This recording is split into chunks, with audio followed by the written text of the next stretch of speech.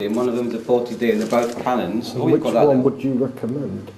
This one is probably better because it's more expensive and it's probably have less use because it's yours. This has got that 1.8 lens on, hasn't it? What would you use this for? Portraits? That I bought for the portraits. Did you do any portraits with it? I've done probably 2.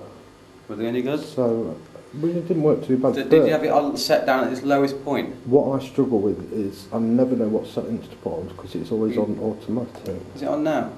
Yeah, well, you see, you don't want automatic. You want it to be on AV, right, which is aperture setting, aperture priority, and then on there you can see it says bloody hell 1600. That's a bit high.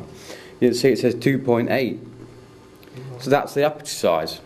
So we need to change that to 1.8. So how would you do that then? By winding that wheel till it says 1.8, and that's the slowest it'll go. Okay. And that's set at 1.8. So the aperture is set at 1.8 now. So is that just point and go then? That's yeah, point and go. I could take a photograph of you. Well, I would be able to if it was on auto.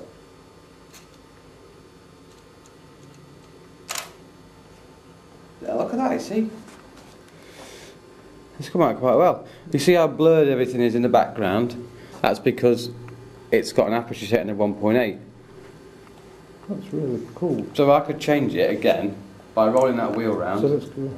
So it's at, I don't know, 7.1. No, it's got to be more than that. 11. Yeah. And then if you do the same photograph again of you, it takes longer to take the photograph because it's open for longer. And look, you're now not blurred. Can you see that? Yeah. Because the aperture's bigger. The aperture's smaller, so there's more depth of field. Right, let's say if I was going for, I wanted to stick one of my other lenses on. Yeah. What sort of setting would you recommend? What for? Well, let's just say I don't know, you're in the park. Well, I tend to use it, you know, because I do a lot of stuff like out and about with people and stuff like that, and at people and weddings and things. Yeah.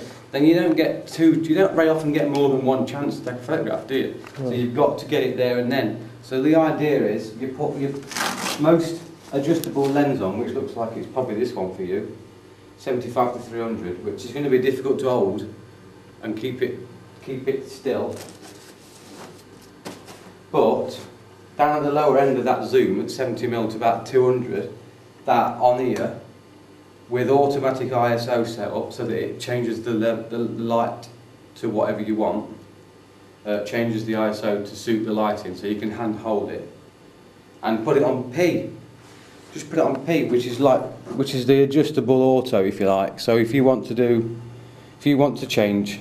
Well, come on then, just something. for the thick ones and one else, just show us how you do that then. So yeah, you're already on, that's automatic, which does everything automatically for you. But if you put it on P, you get all the other settings come up. So there's a lot, you can see that little screen.